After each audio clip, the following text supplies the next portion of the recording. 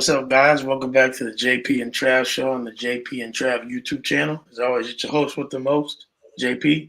And to my right, I have my esteemed co-host, brother, and friend, and newly minted, series episode host of Cooking with Grill Boy on the OU Insider Live channel, Travis J. Davidson. Travis, how you feeling, man? Man, I'm feeling great. Man, it's been a busy day. Busy day. Filmed the OU Insider Under the Visor pregame pod this morning with Brandon and Parker, and then finished up my Grill Boy article for the OU Insider VIP, previewing Temple, and previewing what was a really weird opening press conference from Stan Drayton.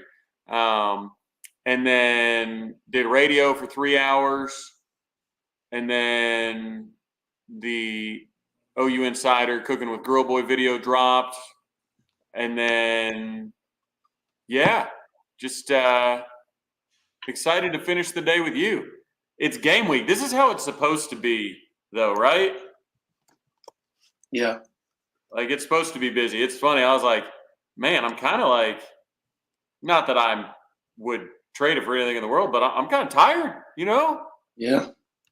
And it's not even like the game yet. Like, we still got 2 days. Bruh, it's crazy. So I'm excited for it. I'm sorry to be on my phone. I'm putting the link out to this real quick on the old Instagram. See, Robert said we need a dipping sauce for the egg roll. Because we're in Oklahoma, I almost made a homemade ranch, like a good ranch, not like Hidden Valley bought in the bottle crap, corn syrup nonsense. Like I almost did it, but it was going to be too long. Like the process of like cooking the filling, rolling them, frying them, like it would have been like a 15, 16-minute video, and I wanted to keep it just under 10. So at some point, maybe on one of the bye weeks, I'll make just like a homemade ranch, and that'll be my episode. Like some quick hitter, we'll make ranch because everybody in Oklahoma needs some ranch. I could have done it with my Thai Fire, my Asian sauce, but I don't think it would match a Philly. At the end of the day, if I'm doing a sauce with those, I'm grabbing a can of Easy Cheese. Yeah. And I'm just going ham. Yeah. I'm just sitting there like, you know, the fat kid, egg rolls in one hand, can of cheese in the other, either putting it directly on the egg roll or right in the mouth, toss the egg roll in. It's one or the other. That Easy Cheese, that's dangerous stuff. Yeah. What'd you do today, brother? Man, just work. I'm in a wedding on Sunday, so just kind of get prepared for things. I'm leaving for the weekend, Friday night, staying at a cabin with some of my boys from church. We'll be watching OU Temple in the woods, over a lake. So excited for that. There you go. That sounds relaxing. I just got to plan ahead a little bit. I got a three game night on Friday that I'm leaving my assistant athletic director to handle, which he can. He's coached at a high level, at the highest level of class that you can coach in Indiana baseball. So he has a lot of experience and has won I don't know if you guys have heard of Cathedral, the high school that's up here. Where have I heard that? What'd you say? Where have I heard that? They've been nationally ranked in football quite a few times. Any big time players out of there that we would know? Yeah, I just do you remember Jack Doyle that was on the Colts? He was on the Colts for like 8 years. He went to Cathedral. There's a handful of guys that have. I need to probably look at it, but there's a handful of guys that are in the league. There was a guy that went there that ended up playing for Ohio State, and that's in the league right now. So, the important question: does Cathedral have any Olympic gold medalists? Yeah. Yes, that's right. Cole Hawker graduated from Cathedral. That's correct. Yeah, but you gave him his start though.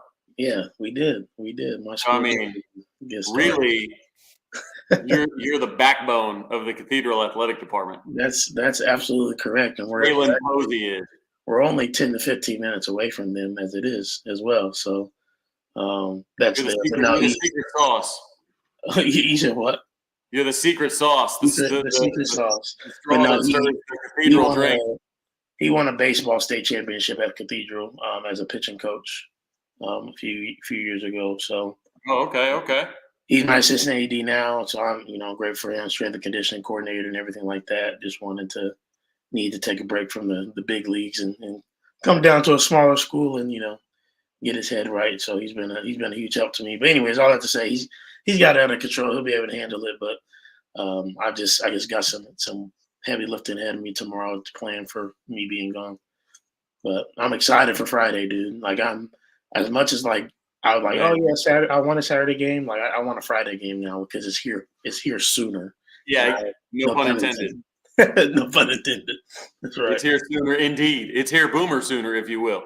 Yeah. Incredible.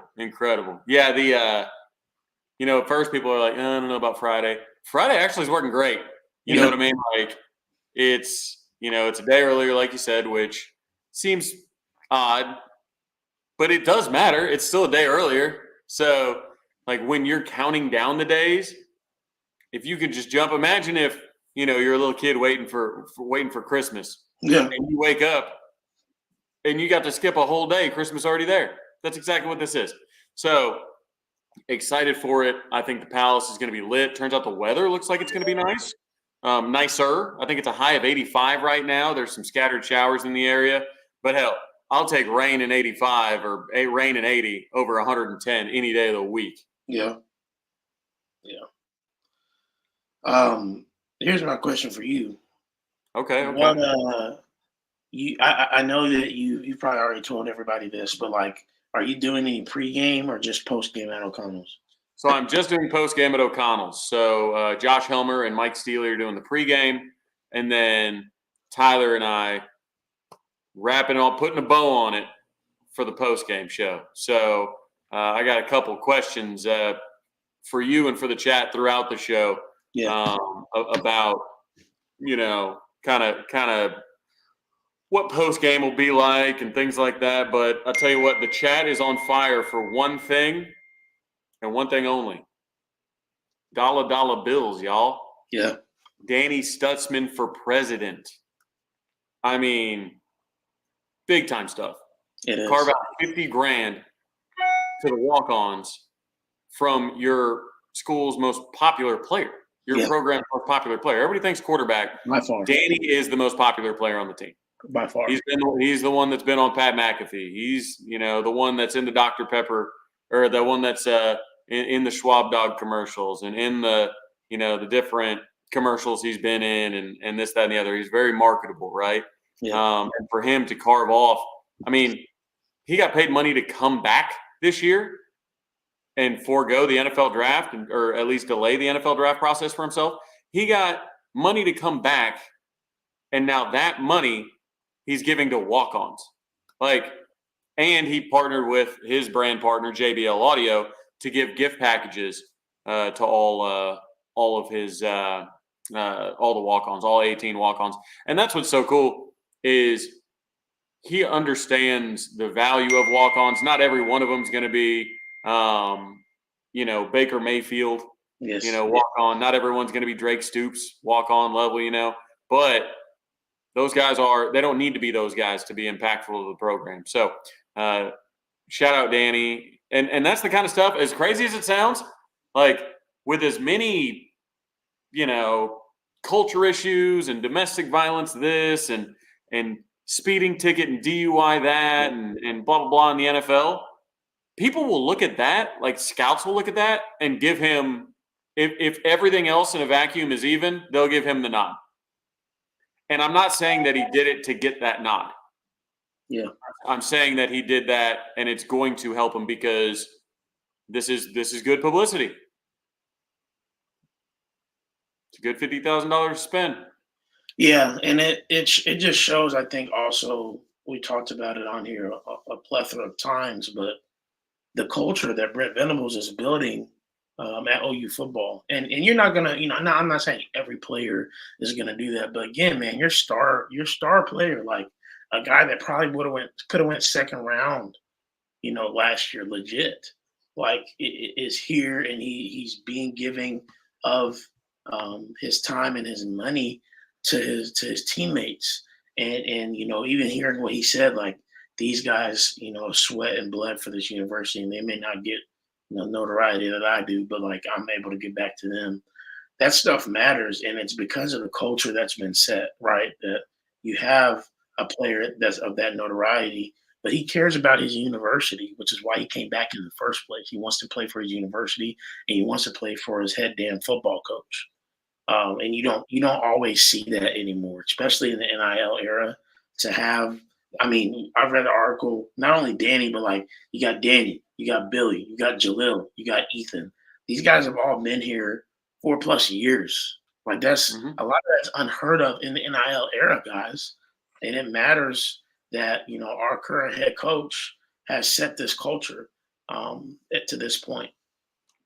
No, I couldn't agree more. Massive culture. I think there's value in. I think he looked at two people, and it helped him make his decision to come back. And I know you bring up Coach Venables. That would be an obvious third in this conversation. But you remember when Danny first got the starting job his sophomore year? Yes. That spring game that he played in, Brent's first spring game, who was the guest? The Boz. Nope. It was Baker's statue. Oh. So yeah. He got to stand there and watch an entire stadium lose their collective minds over Baker Mayfield. Yeah. And he's got to spend some time with the Boz, right? Yeah. The Boz understands what it's like to be a Sooner legend. If you were to pick the two most popular OU players probably ever, like popular amongst the fan base, obviously Adrian Peterson, those guys, like NFL Hall of Famers, like they're more globally popular. But as far as just showing up, the fan base, feeling like, they're one of them for life, it's probably Baker and Boz. Yeah. I think Danny was in a unique situation where he saw the warm welcome that Baker got and the reverence of the Boz around campus, around the stadium, in commercials and things like that. So I think he was able to kind of look at that and say, if I come back and give it my all and really lead this team to some big things, then I can be, thought of maybe not with those two, but definitely up there, So he's quickly rising the ranks of being one of the more popular OU players of my lifetime, at least. So, which is good. And this is a good way to this is why you want to be popular, right? Hey, he's a really good player. He's all SEC, and he breaks off 50 racks for the walk-ons. Yeah, that's pretty good stuff to be known for. Yeah. And PFF, I know PFF people feel all kinds of different ways about it, but PFF's lead NFL draft expert has Danny as the number one linebacker with draft eligibility, this year in college football, right above Harold Perkins. So, I mean, if Danny can put together a crazy season and be Venables' first round linebacker back at Oklahoma, that's going to hit like that draft night is going to hit like crazy. So, but he's got to put it on the field. He's got to stay healthy. He's got to keep his head on straight, everything like that. Like, just like everybody does. I hope he does. I hope he stays healthy. I hope he doesn't have any setbacks or anything like that. Honestly, a game without him, we saw how that went last year. Yeah. Now, we're better at linebacker this year than we were last year, but indeed, still, Danny's all SEC for a reason. Indeed. All right, guys. Before we're about to get into, what we've been waiting I don't know how many days, dang near, you know, 240, however long, for game week again. But before we do that, the other thing I want to talk about that that I felt like hit the waves of Sooner Twitter today was our quarterback Jackson Arnold and that Dr. Pepper ad. And first of all, let me say this: for those of y'all who coming at me on Twitter saying that it's not much better than your dances, don't play me, okay? Don't act like I can't dance a little bit, okay? What we saw from our QB1 was painful. I mean, let's just be honest about it. I mean, Baker could dance. He has a move. Yeah, that's the thing. Baker's a hell of a dancer. Yeah, yeah. Baker could dance. Now Jackson, we need to put some sugar and spice in there or something, because it's given unseasoned is what it was. But it's okay because we love He him. needs to get braids like Danny. something, something, something. But anyways, I thought that was funny. Seemed like Sooner Twitter was having a field day with that and all in fun. Oh yeah, for sure. Yeah, those will be some memes hopefully when he plays well. We can bust those back out in GIF form. Yeah. So, Yes. but yeah, it was not great. I saw it on Instagram first, and I don't know. It's not great. But Yeah. hey, he's having fun. He's getting paid. Maybe That's what matters. maybe this Danny situation will inspire Jackson next year to snap off. Once Danny's gone, 50K doesn't go too far with 18 people. Maybe it inspires Jackson as he's getting that Dr. Pepper bread to snap some off for the walk-ons next year. Maybe it's just an annual thing where a different player each year kind of blesses the walk-ons. That would be a cool tradition. Yeah. Absolutely. It would be pretty cool. That's amazing though that Danny was able to do that as we started off with. But listen, y'all, you know what? Like the only validation I need is that, Dominic Williams, handler, the day after he signed, you know who he posted? Me. Yeah, you. He posted me. So I don't want to hear nothing because he said that's what he felt like. That's all I need. That's all I need. It's okay. That's amazing. But Travis, it is finally game week, 2 days away from less than 48 hours away from Temple versus OU. Trav, if you wanted to plug really quick your show or your video series and just saying what you made for Temple and that obviously Travis is going to be doing specifically themed meals from wherever we're playing. And so if you want to plug that a little bit, Trav, and then we'll dive into what we can see from Temple. Yeah, so my new series on OU Insider, and welcome Ghost and Friends, aka Ghost for Texas Football. Never heard of Dom Williams. I'm sure you didn't. He'll be dancing right by Kelvin Banks later this year. So, anyways, regardless, I started doing this video series. So I've been doing Cooking with Grill Boy, which is an article that I've been doing the last 2 years on OU Insider VIP, which is a play on all the scoopers that were calling me Grill Boy as an insult. And I was like, man, I need to make this my own. So my article was Cooking with Grill Boy, and it had nothing to do with cooking though. So people started commenting, and they're like, man, I thought there'd be recipes in here. So this year, I told OU Insider I wanted to step the game up a little bit, and I am going to be cooking a food item for every opponent, specific to that opponent. So this was my first time. I've cooked tens of thousands of meals, hundreds of thousands of meals. I have no idea. But I've cooked a lot of meals over my restaurant career. And I've cooked on live TV. I've cooked for this, that, and the other, right? But it's my first time I've actually put out like a how-to video. So it was a lot of fun. Did the Philly cheesesteak egg rolls, since Temple is obviously, in Philly. So did Philly cheesesteak egg rolls. They turned out great. And what I want to do is I want to make items that people can make for tailgates and watch parties and things like that. But they can learn to do other things. Like if you learn how to make those egg rolls, then you can put anything in an egg roll. I had some leftover cheeseburgers I'd done at a cookout, chopped that all up, put it with some caramelized onions, boom, rolled it up in an egg roll. I got a cheeseburger egg roll right there.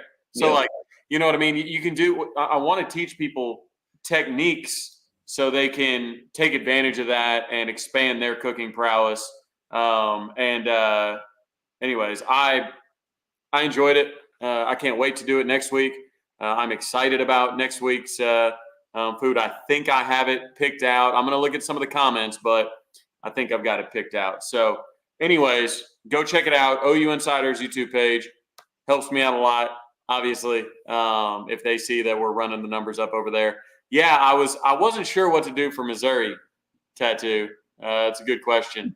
I had joked with somebody that, maybe I could do like St. Louis ribs, or I could do something German, because there's a lot of Germans in Missouri that settled in Missouri initially when they were, coming to the U.S.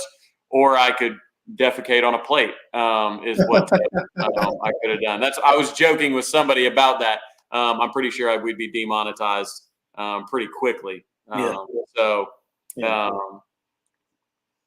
mean, I definitely miss being in the restaurant industry. I gave a significant part of my life to the restaurant industry. So I love it. I love cooking. I love teaching people how to cook.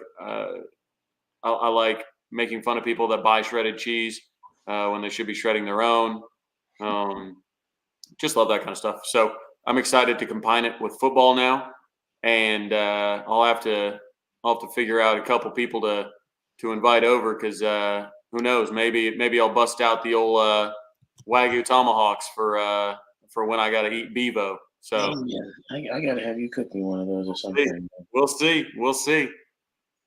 Because but it's fun. I want to get into more football talk with it, but that'll come, obviously. But for football talk, let's get into it. Speaking of Ghost Friends, his old running backs coach, run game coordinator, and associate head coach under Herman for 3 years and under Sark, is the head coach for one Temple University. So he might be the best assistant coach ever. He might be the best running back coach ever.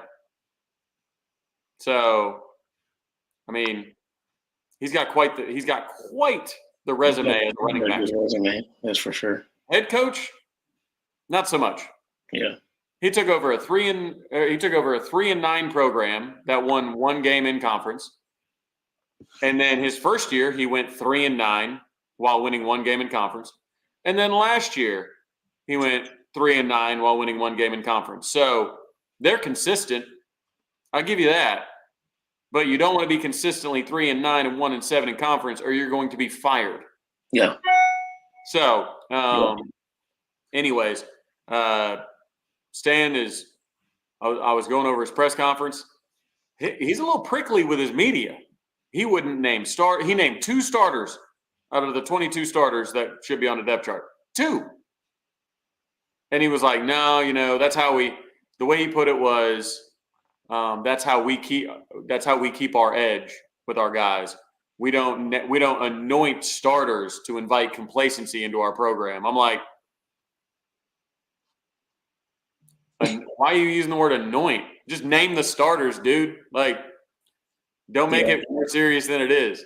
The line is insane. What is it? Is it 42 point, 41 and a half? 42 and a half last time I saw it, but that's insane. I mean, listen, I'm not saying that we're not 42 points better than a team, but that line is crazy. It's a tough betting line if I've ever seen one. But I think they played 3 games last year against Power 5 opponents, and I think they scored 10 points or something like that. They got blanked by SMU 55-0. Yeah.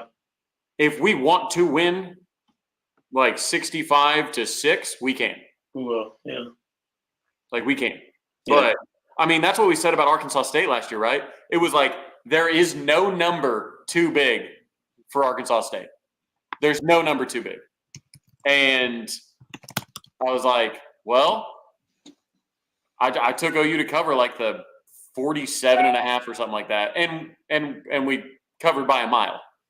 So I'm wondering if it's one of those situations that there's just no number too big. Mm-hmm. This was a bad football team last year. Now they got a couple dudes back. They've got a defensive lineman back that they like a lot, and then they've got their middle linebacker who they like a lot. Yes. And they've got a safety that was Western Carolina's leading tackler from the safety position. Yes. They've got him. So they've got guys on defense that they like. Sure. So not sure. Not sure. Yeah, their quarterback that, they had a quarterback that at least could do some things last year, threw for 300 yards a game in his stat line, but looks like he's not there anymore. I don't know if he graduated or transferred. He's not there, and he won't even name a starter. Old Stan the man. Yeah, and the starter that everybody thinks is going to be has never started a major college game before, and so you try coming into facing the Brent Venables defense. Brent Venables defense that wants to prove something. Yeah. Like they hear all this talk about the SEC and whatnot, and not that a win against Temple is going to mean anything to calm the SEC talk, but like these guys have been wanting to hit people for a long time. Michael Boganowski, I bet his locker just has dents in it and all kinds of stuff. Like, because that guy has just been foaming at the mouth to go just dislodge somebody from their body, knock a soul, like the astral plane, like Doctor Strange, like that. He wants to hit somebody like that. Yes, and he's gonna try. He's gonna try on Friday a couple times, I'm sure.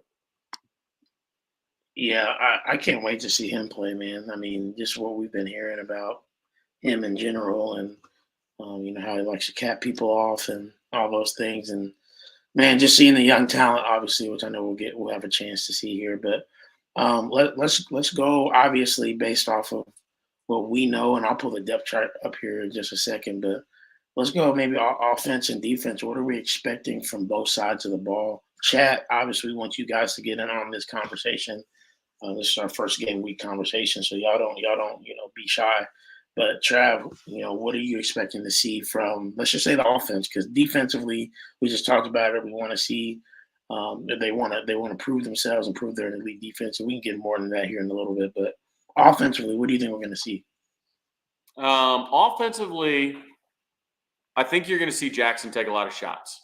Like the no picks part, it's going to come with it. Like it comes with gunslingers. Like we got used to Dillon Gabriel taking care of the ball, but Dillon Gabriel rarely threw the ball downfield. Yeah. Joel Klatt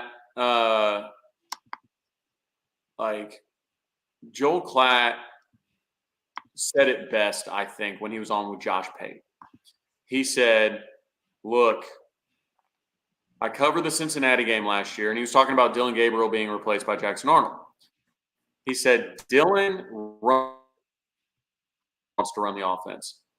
Short passes, just what Bo Nix did. Short passes, let the guys create after space. Don't take downfield shots. You don't have to. And then Jackson plays the way that Oklahoma's roster is built. Downfield attack. Deion Burks, Brennan Thompson, Nick Anderson, Jaleel Farouk, Andrell Anthony. These are guys that want to go downfield and get the ball. Yes. And don't get it twisted. Y'all know Dillon's my guy. But, like, it's just the style of play. Jackson is a down-the-field guy. Like, he's not going to take all the, the dink and dunks for this many yards, after the play. But, like, so I think he goes – I think we have multiple quarter. Multiple. Maybe they're caught. Maybe there's an interference, whatever. But Jackson's going to let it rip. And then I think it is a healthy dose. I think it's a healthy dose of between the tackles running. Like, I think it is – I think you see a bunch of Gavin Sawchuk, Javonte Barnes. I think new offensive line. Think back to the Cheez-It Bowl. New offensive lines like to run block because going forward is easier than going backwards, right? So I think you're going to see heavy run game.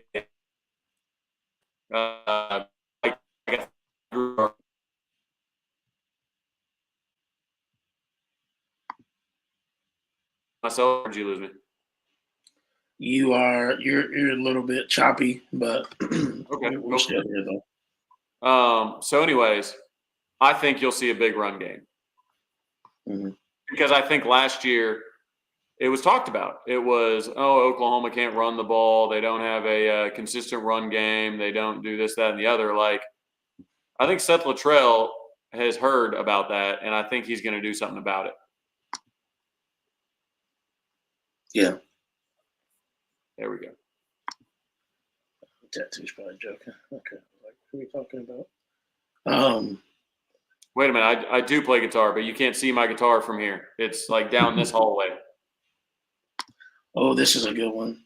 Looking forward to seeing what Andrew Anthony looks like, and obviously Nick isn't playing, and, to my knowledge, Travis, it's not necessarily a situation of, he's day to day, but maybe in the very worst case scenario, best case scenario would be if we were playing, a must-win game, he probably would be able to be more ramped up, but it's not a situation where we feel like he's going to miss 3-4 weeks. No, this is – you're talking about Nick or Andrew? Yeah, I'm talking about Nick. From what I understand. Nick, the way I described it on radio today was the most disrespectful way that I could have described it to Temple. But when I was watching the Vikings preseason games this year, Justin Jefferson was not participating because he doesn't need to participate in preseason. He's Justin Jefferson. He's the best receiver in the league. So, like, it's almost like that with Nick. Like, Nick's a starter when he's healthy. He broke Marvin Mims' freshman touchdown record, 10 touchdowns, beat Texas like a drum. So there's no need to rush him. Temple is not a game where you need Nick Anderson to be healthy. So let him rest. Let him get another week. I think if this was Texas, I think if this was Bama, I think if this was LSU, I think he would play. But I don't think he needs to. And honestly, I'm not sure how much of Andrell we see. I know he's 100% go, but why? You know what I mean? Like, you might as well let J.J. Hester and Brennan Thompson, those guys get after it, kind of see who's going to get that other spot. I think you see multiple deep balls to Deion Burks. I think you see at least one deep ball to Brennan Thompson.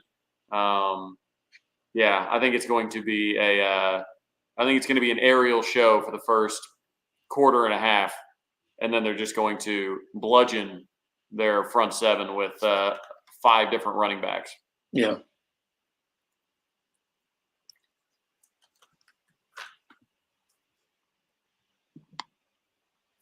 So continuing to talk about the offense, Trav, and obviously, like you said, you generally feel like we're going to see an aerial attack and then pound down their throats, and that that's not necessarily atypical of what we see from air raid principles. But I'm interested to see the formations that Seth uses, whether it's 10, 11, 12, some 12 personnel, obviously with Blake and Bauer.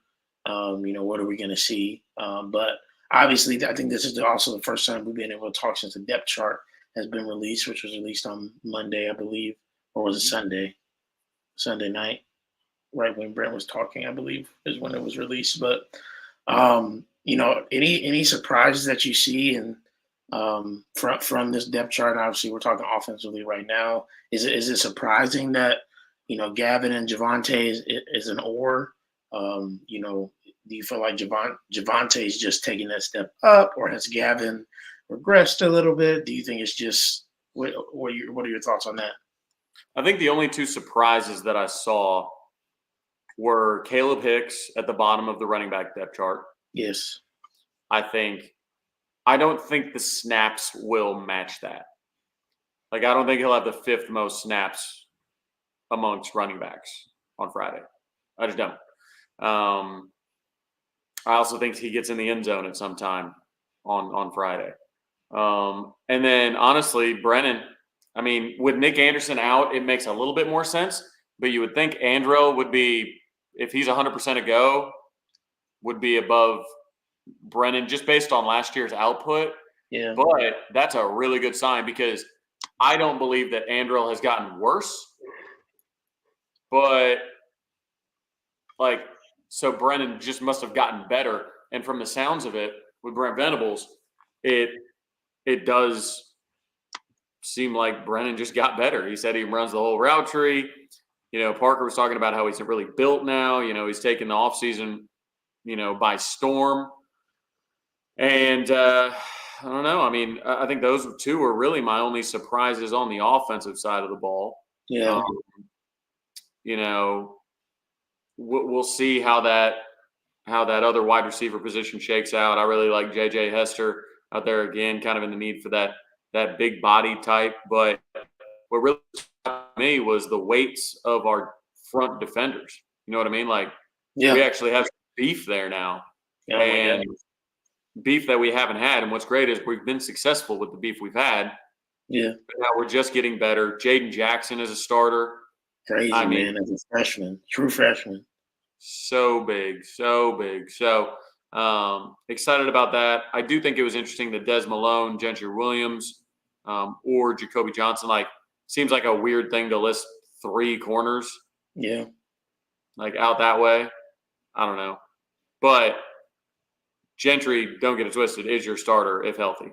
That is a first-round pick. So he's your starter if healthy. And then we'll see what they want to do with the other side. But yeah, I not too surprised. What were you thinking on maybe a surprise or two? Yeah, like you said, offensively, certainly Caleb Hicks being at the bottom. For me, even I think Bauer Sharp being an or. I mean, I understand tight end's a little bit different because then you talk about different sets and stuff like that. But obviously, just hearing what we had heard. I think it's exciting to see Dorian Thompson do what he's doing. Obviously Jacob Jordan, who is a walk-on, being third on the depth chart, being an or with KJ Daniels, I think is a big deal.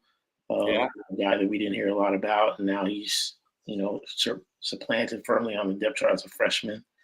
Not even this is no slight right at all, but man, why am I forgetting his first name? Devon Mitchell, our everything tight end didn't even make the depth chart, right? And so, I still feel like that's a big deal for any freshman to make a depth chart in general as a true freshman. I think there are 18 true freshmen. Yeah, which is, I mean, that's crazy. A lot of people may say, "Oh, that's worrisome," but I don't know. I mean, I think it can be a positive in that, if your freshman came in, they're ready to go. They're ready to go. Well, he talked about this class being kind of the best summer that he's had with the true freshmen. And, people talk about, oh, I'd rather get a 3-star because they work harder than those diva 5-stars, whatever. It's like, I wouldn't say that. I mean, it seems like this was our best defensive class that we've had since Brentford and Norman, and they've been busting their tails. Yeah. One of them won a starting job. Yeah. So it's it's just, I don't like when people paint 5 stars as lazy prima donnas and 3 stars as just tough guys that, it's just not the case. So 3 stars are among the top percentage of high school players in the country as well. So those come in all shapes and sizes. So I think that Brent was saying on the SEC teleconference today that of the top 20 teams in the country, I think he said they were right at the top of number of snaps played by true freshmen last year. So he was like, we want to continue. If you remember after that first year, when he was asked in the offseason, he said, I wish I would have played more young guys. Yeah. That was something I need to grow in. And he's ever since then, he's been doing just that. So that's what's exciting is he was ready to trust those guys. And the reason you can trust those guys is because you've got a Danny Stutzman calling the defense. You got Billy Bowman, holding it down on the back end. You've got experienced guys like Ethan Downs and Trace Ford and Caden Woolard and these type of guys that are up, on the line. Dominic Williams has played a lot of ball. DJ Terry has played a lot of ball. Grayson's getting long in the tooth, starting to be a veteran. Like, you can play young dudes when young dudes don't have to be your foundation. Man, I would say no to Jones because I think Nebraska's got the easiest schedule in America, and they're going to get out to like 7-0 or something like that. And I think he'll just be caught up in that and commit to Nebraska. But as far as Babalola goes, between us and Michigan, with us already having 2 tackles, I'll have to see it to believe it that we'll be able to convince another tackle to come, especially over Michigan, who has been developing guys. Sharon Moore's their head coach. He's an offensive line guy from Oklahoma. So it's not like he's choosing between, some school that doesn't do any development and Oklahoma. They develop people too. So he has no bad decisions. I feel like Lamont Rogers is the one that I kind of want to keep an eye on because there have been rumors about him flipping to Texas A&M. If he is a flip candidate, then Oklahoma was right there in the recruitment. So yeah, you just let Michael Fasusi lean on some dudes, let Ryan Foje lean on some dudes, and then see what happens. As far as I'm concerned.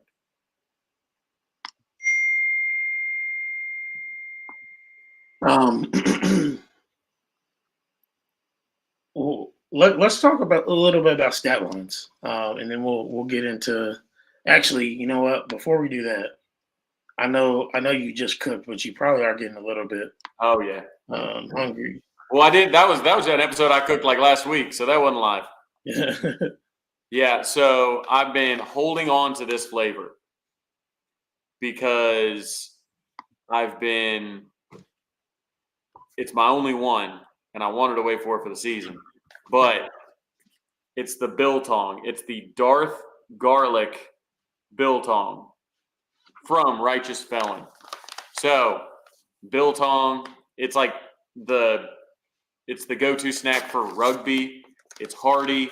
It's got no sugar in it. A lot of jerky has sugar in it naturally, and the spices and everything. Just one of these bags has got 16 grams of protein in it. Actually, no, 32 grams of protein in it. Like I said, 0 sugar. It's very.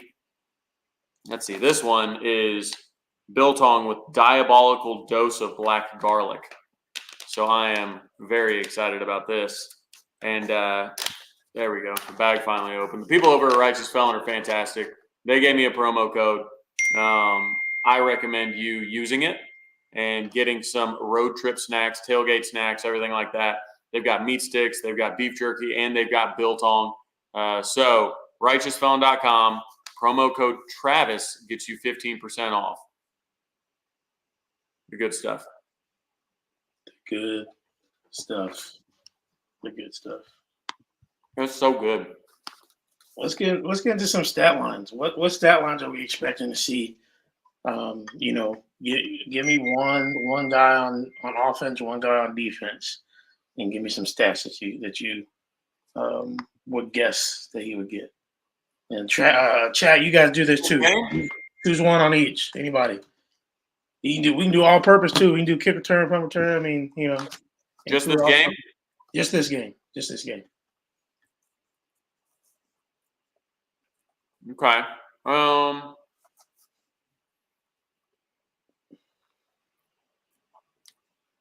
I'm gonna use the team stat and say we rush for over 300 yards. Okay. And then I will use another team stat on defense and say that we have 2 D/ST touchdowns.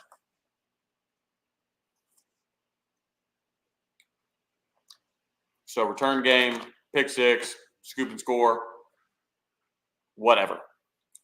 But I think it's a possibility that it might be raining a bit, and you can let those new offensive linemen gel as they just run block and wear down the, let's be honest, substandard defensive line for the Temple Owls. Yeah.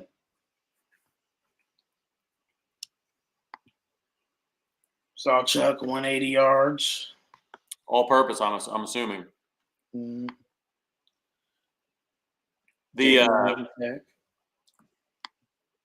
As far as there was somebody that asked what Temple players we ought to know, Dante Wright is pretty much the only dude that might have something to say. I think he's number 5. He returns punts for them, and he was tied for the most receiving touchdowns last year. So Dante Wright is one to watch. DJ Woodbury is their middle linebacker. Yep. He's their best defender, really. So that's somebody to watch out for. He's the one that's going to be calling the defense. So those are the 2. They've got a tight end that they really like. James Della Pesca is their tight end that they're going to use a lot, maybe as a safety blanket, but I wouldn't want to be going against the middle of that defense, Kendall Dolby and those guys that are be on the cheetah or on the tight end. So not a lot, but I'd say Dante Wright is their best player as far as I'm concerned.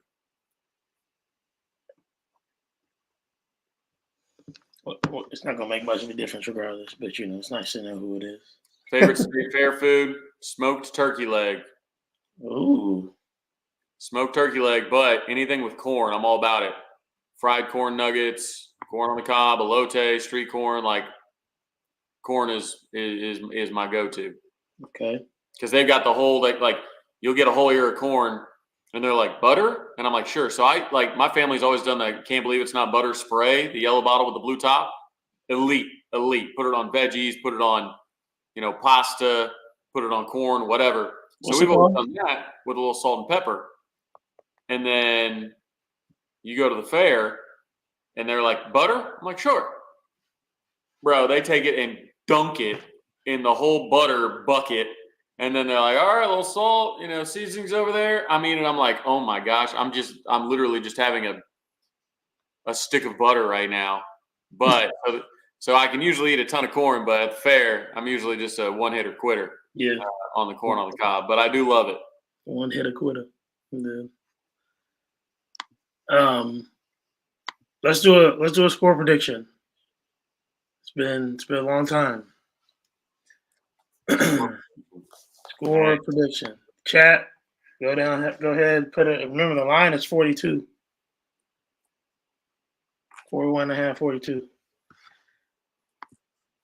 55-0 from last. Trav, what you got? What's your prediction? Let's almost got mine right. 55-7. I think they do find the end zone late in the game. Yeah. And BV will be pissed. But I'm seeing a bunch of covers right now. Everybody was like, ooh, man, that line's big.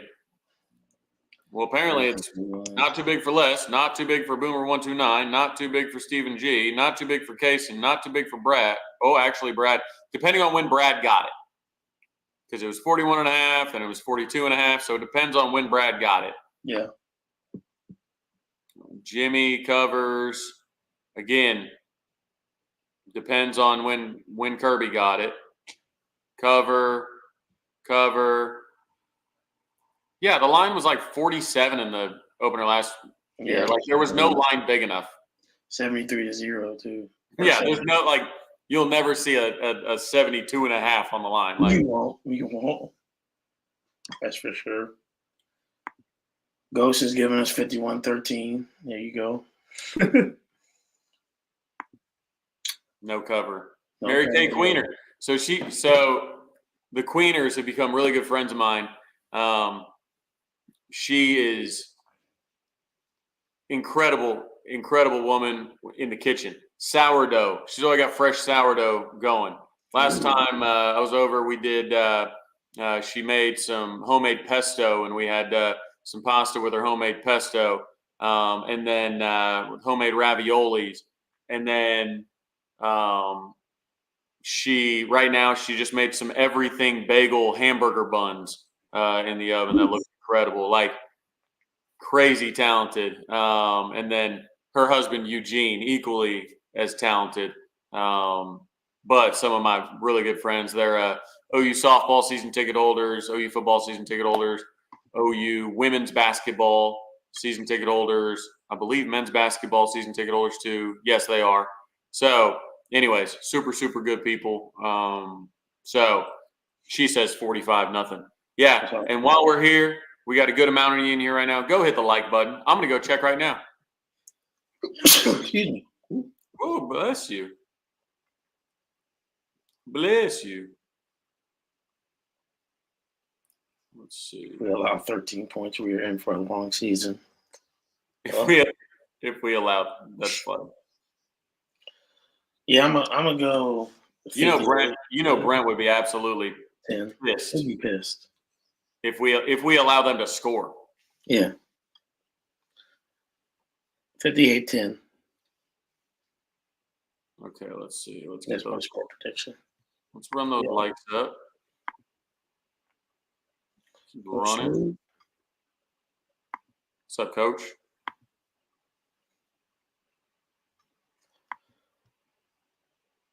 So we all agree that Friday should be just easy win. And we all know that. You yawning? Man, I don't know what's going on. We moved the show back up into our normal time slot. No, I know. Ghosts and friends too dumb to find the like button. Get out of here. Yeah, no, you're not. He's the hardest working man on YouTube right now. He's got a show dropping every 4 minutes. Yep, but he can't find the like button. Can't find the like button. Get out of here. Don't play us. Consensus large dub on the way for the Sooners. And speaking of dubs, we are back.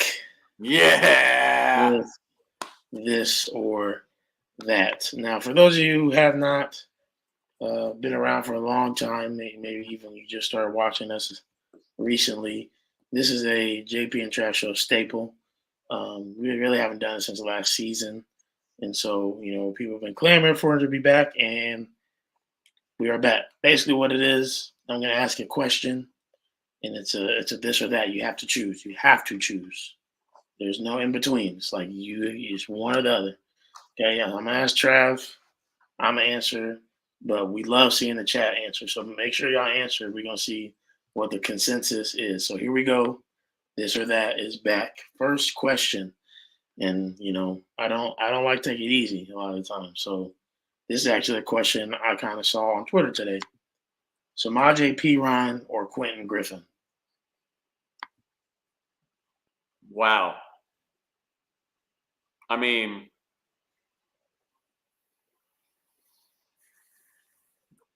I'm going to go with Perine only for a couple times, right? Obviously the record holder, right? Mm-hmm. But also the iconic knee against Oklahoma State. Yeah. It was the smart play. It was the selfless play.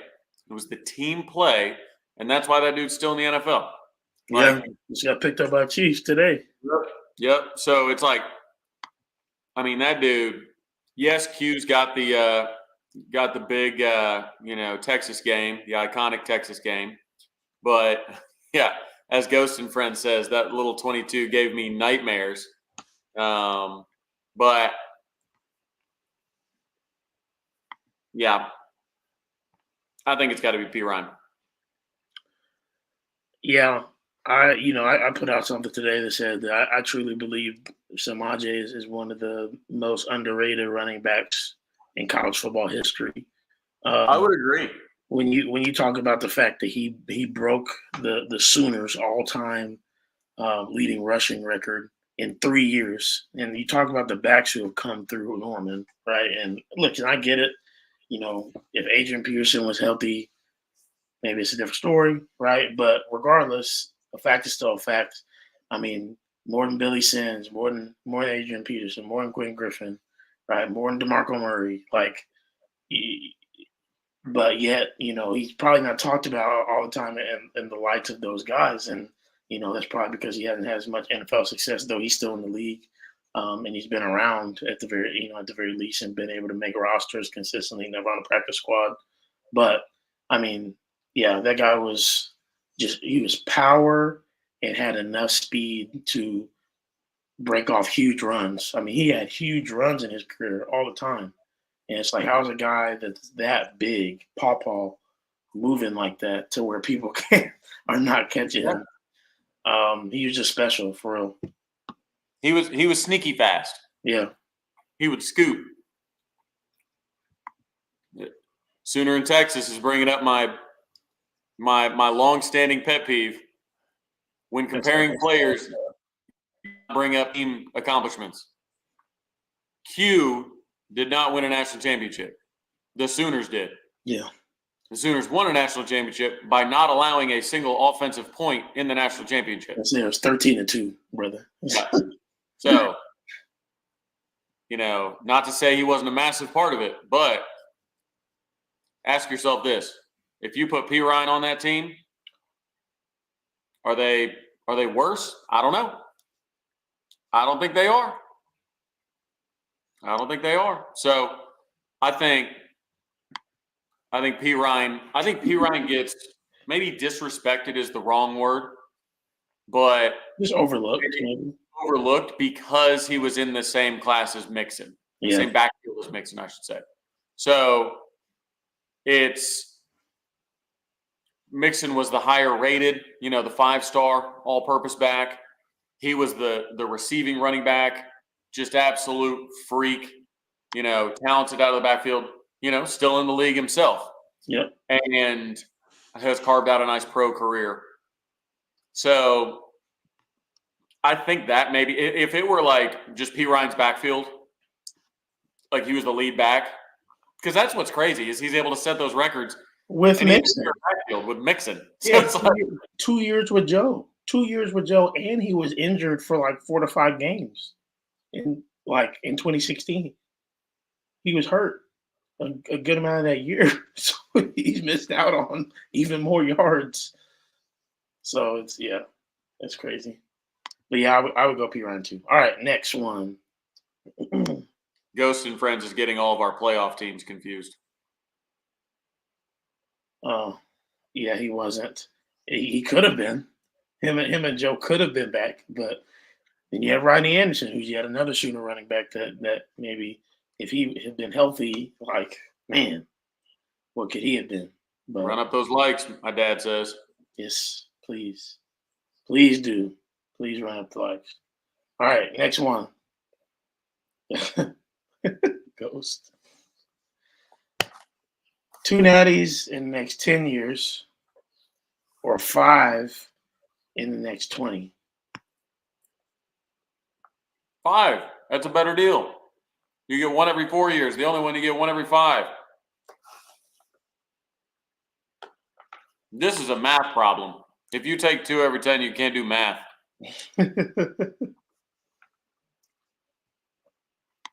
Hey, some people would say they take 2 every 10 because they don't know what the next 10 years hold. You could get 5 in the next 10 years, but you don't know.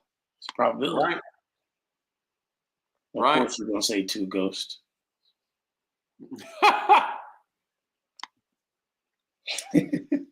Hey, making you think, man. It's kind of like the question I always say. It's like, Would you rather have LSU's last 20 years of all the, they've got losing seasons, losing homecoming to Troy, all that, but have the natties to show? Yeah, I would. insane. That is insane. Losing to Troy and then having a natty in the next 2 to 3 years is crazy. Hey, Be careful. all right. Only took our coach 2 years to get 10 wins. He might be cooking. Hey, how long did it take theirs? Not at Texas, but in his general head coaching career. Like, and not even just at Texas. Like I said, this man was at Washington, USC, and Texas. His winning percentage at each of those 3 places is below the average winning percentage of coaches of the all-time programs. So he is, by definition, substandard at every school he's been at. Thank you for coming to my TED Talk. hey, what are you gonna say? Okay, last one. Last one's always a food one.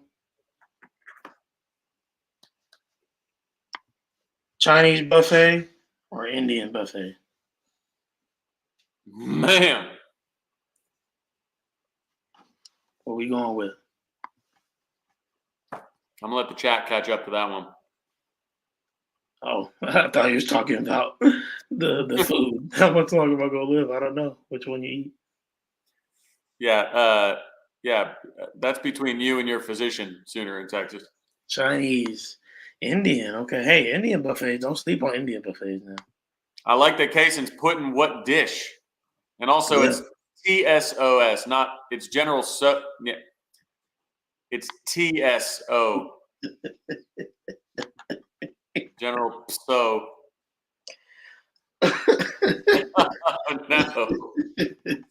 Oh no! Oh no! At least once a week. At least once a week. Oh man, I would say probably Chinese. Mm-hmm. I like a good lo mein. Get in there. George likes his chicken spicy. Great Seinfeld reference. The only problem with a lot of the Chinese stuff is that it's just so sugary. Mm-hmm. It gets to me sometimes. Mm-hmm. Not everything needs sugar, but so many of their dishes are just like sticky. Yeah. They're so covered in sugar. So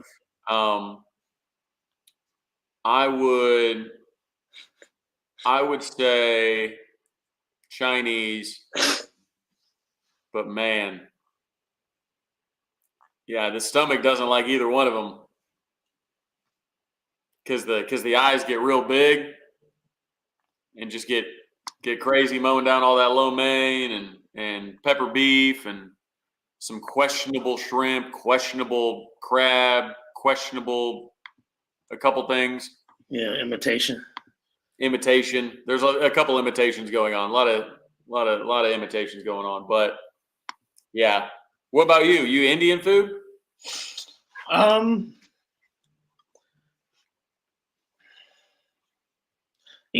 am. I'm a big naan bread guy, man. I like curry a lot as well. Yeah. Tiki masala is hard to beat. I mean, I would have said if you would have asked me a couple years ago, I probably would have said Chinese buffet. But I think also the Indian food in general is a little healthier. Now, when you talk about buffets, health is not necessarily what you're going for. But yeah, exactly. The your parents say Chinese as well. Yep. Yeah, Mary Kay. I'll tell you what, man. Mary Kay be cooking. Slow down, PSS. Whoa! Slow down. I'm gonna stick Eugene on you. You don't want the smoke. I promise you. You don't want the smoke. Yeah, Vegas has some good buffets. Yes, absolutely they do. My favorite Vegas buffet is the Wicked Spoon. It is in the Cosmopolitan. The trick is you go just before they switch to lunch pricing. You still get the breakfast pricing, but you stay for lunch. And you get they do an all-you-can-eat crab legs. Game changer. They got everything you ever need. Wicked Spoon. Tell them Travis sent you. It won't get you anything, but I don't know what Sweet Cats is, Trav, but I'm assuming you do.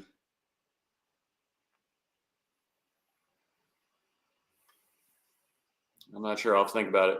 Hmm. Trav prefers owl meat. Yeah, absolutely. That's what Absolutely. he put. That's what he put in the little roll. Yeah. Owl meat. Excuse me.